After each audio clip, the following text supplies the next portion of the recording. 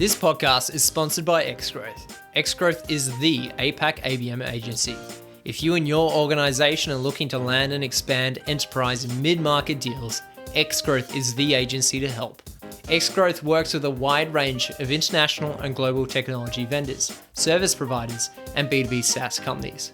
If this sounds like something you're interested to know more about, make sure to check out Xgrowth at xgrowth.com.au. That's xgrowth.com.au and chat with the APAC ABM agency.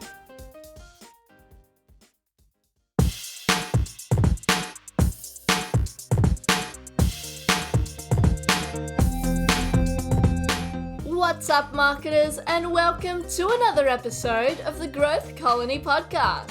I'm Liza from Xgrowth to tell you that each episode we bring in B2B leaders to chat about how you can achieve those everyday wins in the marketing world.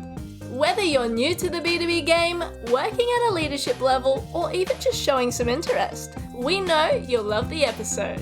So grab a drink, get comfy, and enjoy the show.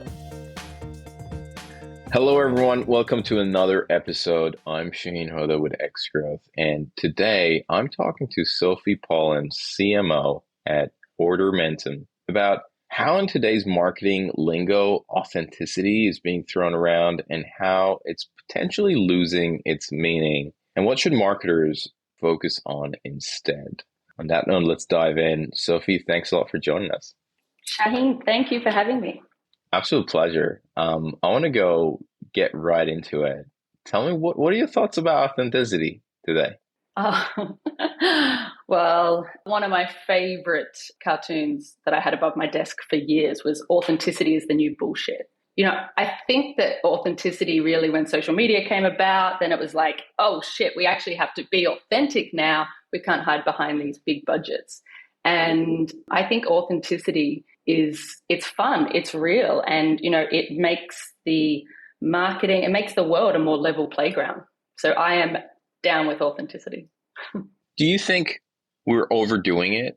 I don't think you can overdo it if you're being authentic. I think what's happening is we're at a time when people want authenticity. They want purpose-led businesses. They want to make the right purchasing decisions, but it's hard for businesses to catch up with it. So what you see now is, a lot of companies that maybe haven't been doing the best practices, they're kind of scrambling to be authentic. And, you can argue it two ways. Some businesses, doing it in the right way, some might be greenwashing or whatever you talk about, but there's other businesses that are actually authentically trying to change.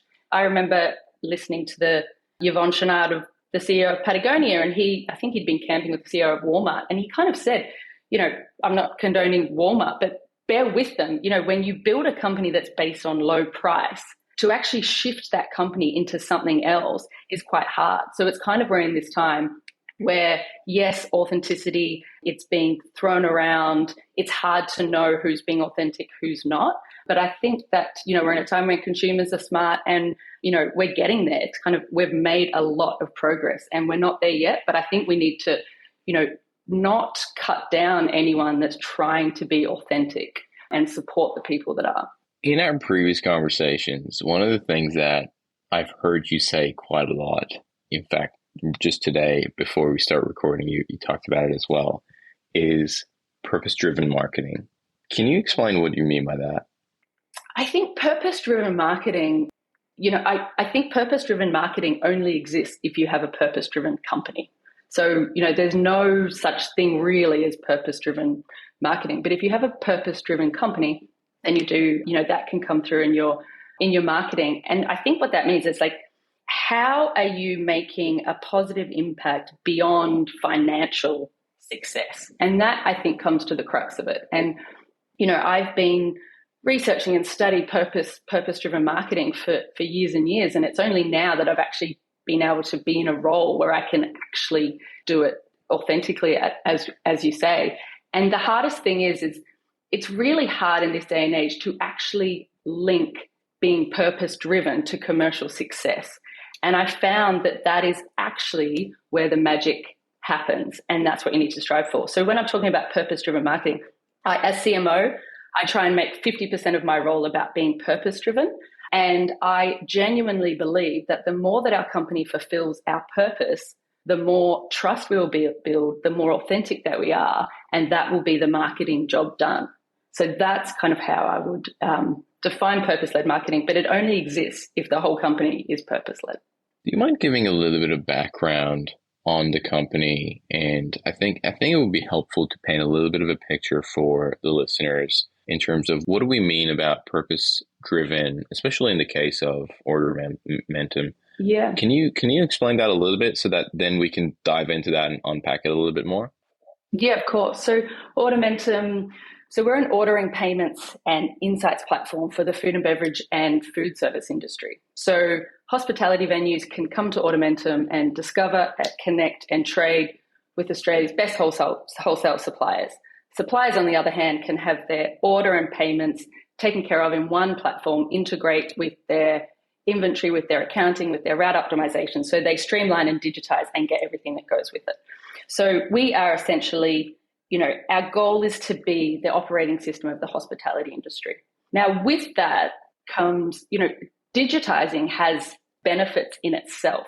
So, say 5 years ago when I started, we were still, Ordermentum's always been purpose focused, but we were more so focused on how do we improve the lives of the people that are creating and sharing the food and drinks we all love. And that was what we were all about. So, spending 6 to 8 hours a day and manually inputting invoices and doing payroll, all these things take a lot of time.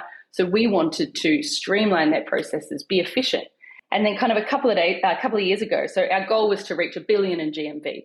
So we've now hit $3 billion in GMV in total. So we're like, hold on a minute, we need to stop and realign. Like, we have 40,000 venues on the network, which is half the venues in Australia. We're shifting 1.3 billion a year in produce. So when I'm talking to the company, I often talk about the Spider-Man quote, with great power comes great responsibility. So we kind of stepped up from improving the lives of the people that we're serving, but what are we doing for the industry? And that's where we came to the purpose of, the unifying insight across hospitality and food service is it's hard. It's hard work running these businesses. And often you're playing out of position. Like, you don't become a baker to do payroll. You don't open a cafe to do rostering.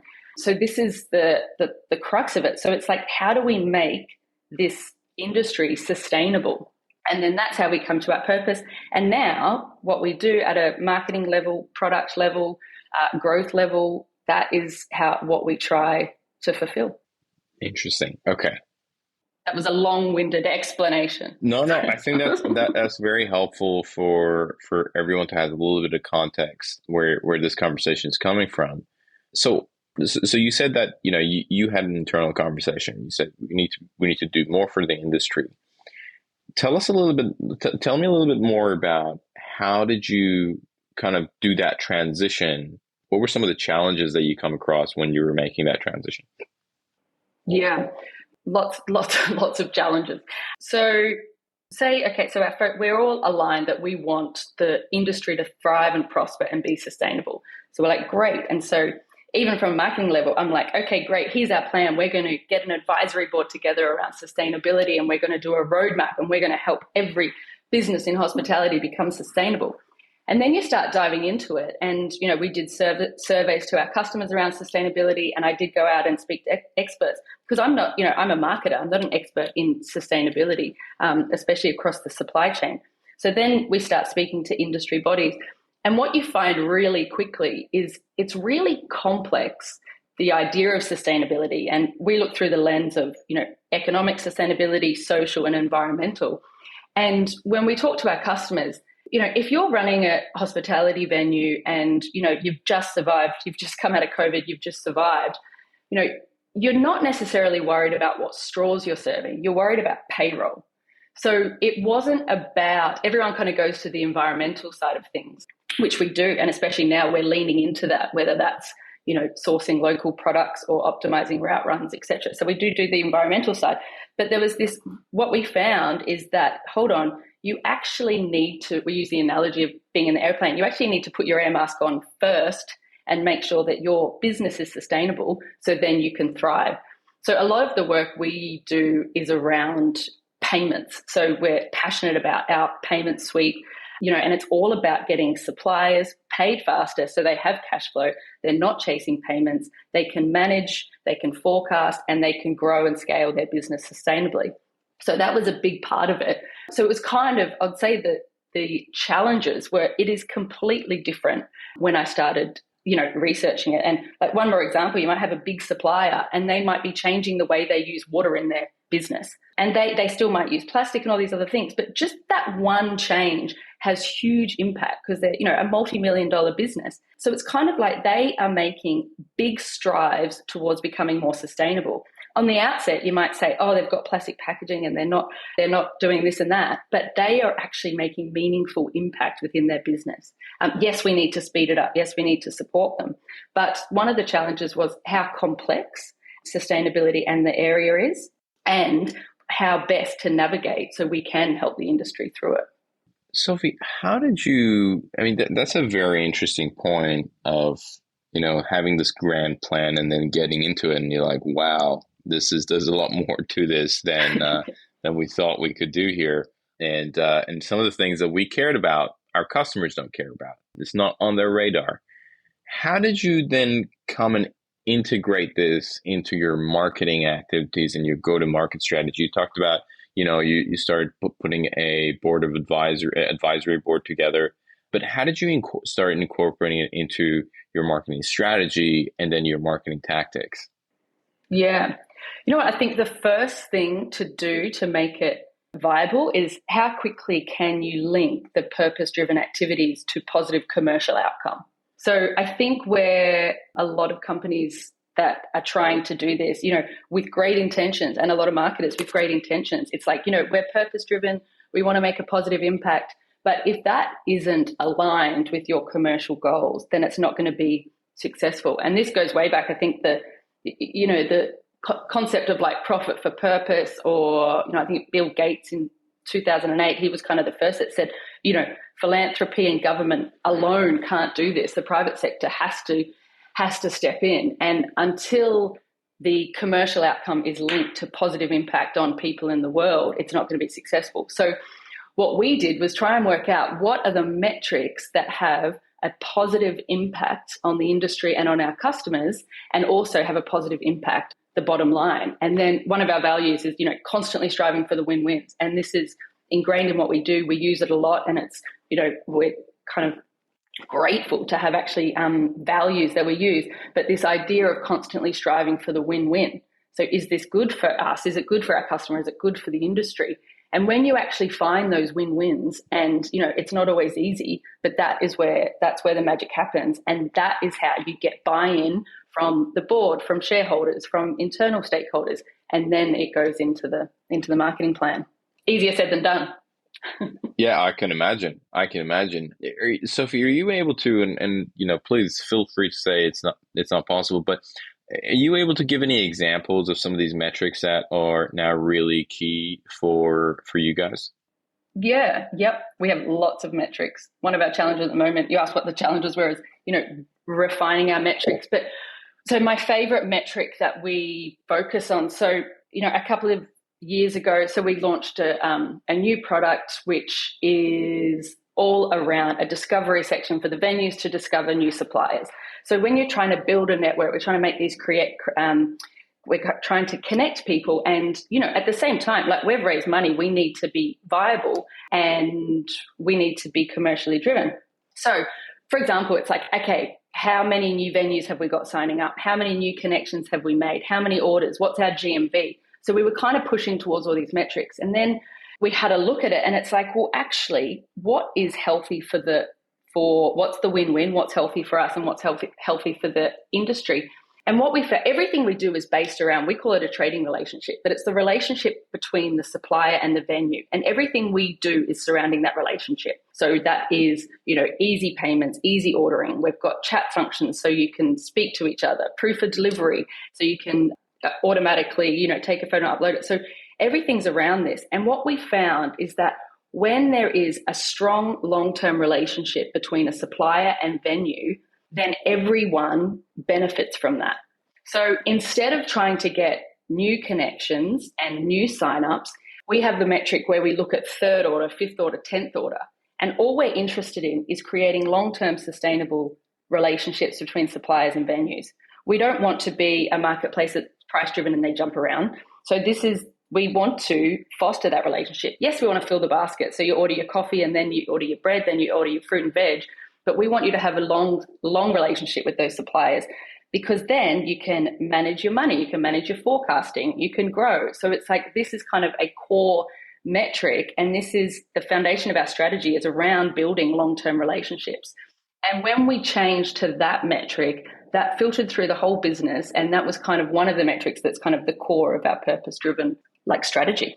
Interesting. So the metric was, how many repeat orders does one venue puts in with the same supplier, and how can we make sure that number goes up over time? Is that correct? Yes. Did I summarize Correct. that correctly? Interesting. Yeah. Interesting. Okay. And we've also, other metrics we've tried to do is, it's very difficult with sustainability because there's like hours saved, less weight, like the error goes down a lot. So we try and calculate how much waste they've saved, how much time they've saved, and even with delivery route optimization, how many miles they've saved. But that stuff, it gets very tricky. That's where one of the complex, we've struggled to actually find the right metrics there. So we have focused on the relationship. If a marketer is listening to this conversation and they're like, man, I really want to roll out really drive our marketing program with purpose and the company's purpose, what advice would you give them? Hurry up. No, in all seriousness, I think what I said, linking it to a commercial benefit, and then so you get your metrics. So somehow try and prove up that this is good. It's good for the business. Then, one of the best things we do is rally your internal stakeholders. So I have people come to me, send me ideas. Like, there's a lot of people internally that are very passionate about sustainability and very passionate about doing good. So I've, pulled them together, and it's like, okay, what are we going to do to actually make a meaningful impact? So even if you're in marketing, so pull in a cross-functional team that are purpose-driven. And then I would get your advisory board around you as well. Like, go out and seek it. And your purpose might not be sustainability as well. It might be something different. But the truth is, it was get your metrics, link it to a commercial outcome, and rally your internal stakeholders cross-functionally. Sophie, how did you go put the advisory board together?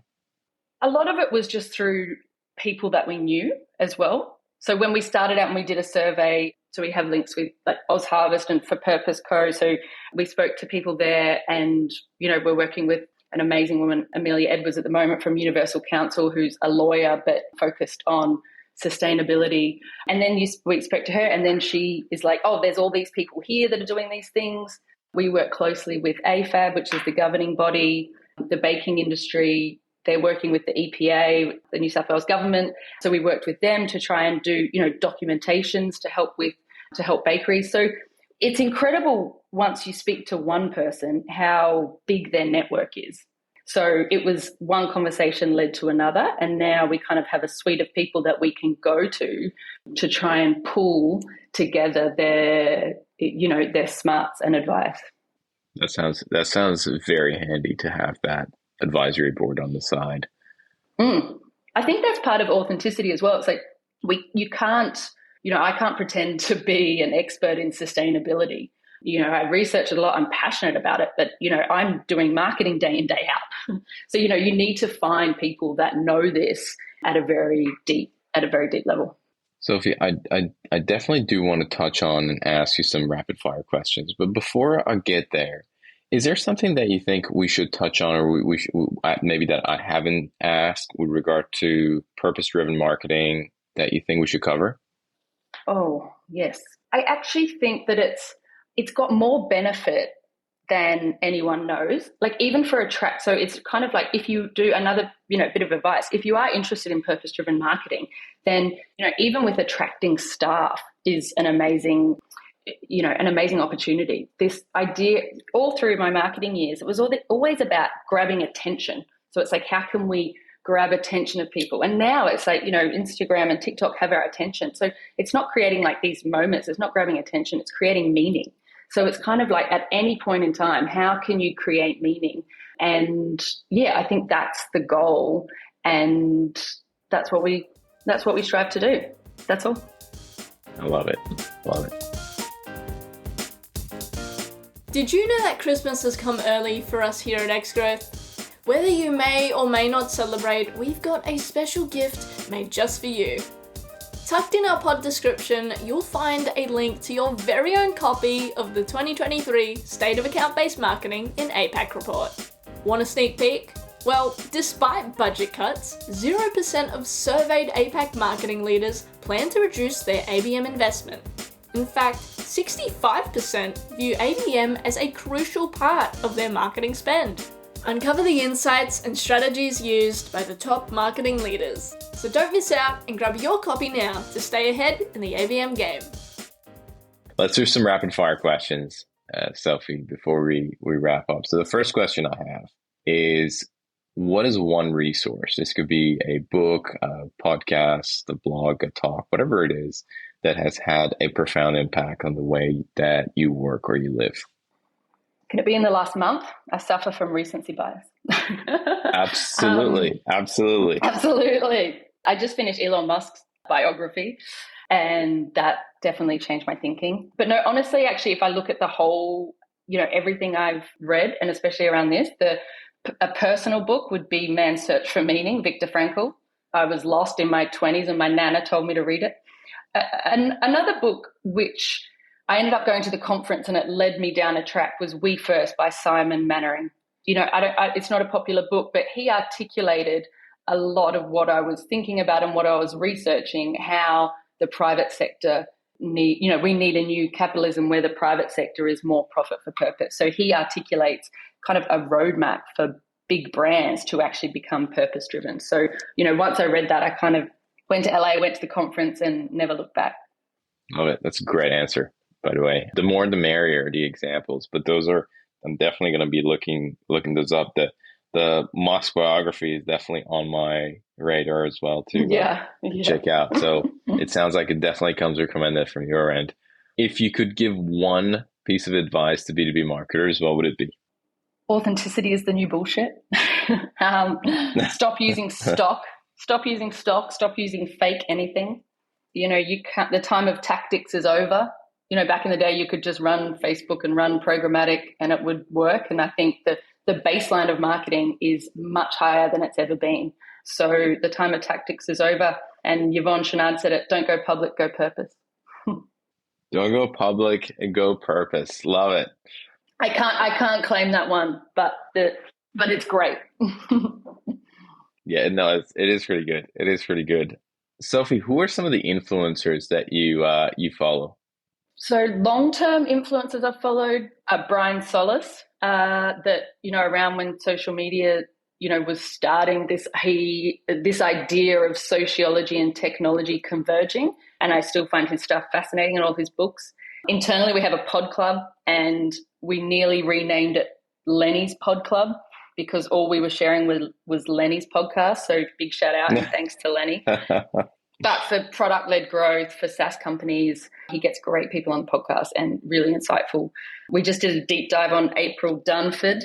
She goes into positioning for B2B. So we're doing, our head of sales, our chief product officer and myself are going deep on that at the moment. And yeah, that's probably it. So I listen to Lex Friedman when I need to elevate and go higher. I love it. I mean, those are great people to listen to. It's sometimes hard to find good B2B kind of thought leaders and people that are worth kind of spending time on. But I think really those are great examples. Last question, Sophie. What's something that excites you about B2B today? Oh, B2B is exciting. Is it? I mean, it's easy. Can I just say AI? Yeah, absolutely. Yeah. No, I think that we underestimate how much AI, well, no, we probably don't. It is going to change things. And, I think right now we need to get our purpose-driven companies in check because as soon as AI hit, and it already has, it is going to 10x, 100x do what we are doing already. So if we're doing purpose-driven things, then it is going to absolutely explode that. So I think now more than ever, we need to get this, we need to get this going, because I think that will be where the opportunity is. Can I ask a follow-up question to that? What are you doing to kind of educate yourself or upskill yourself or kind of prepare to leverage AI in the company?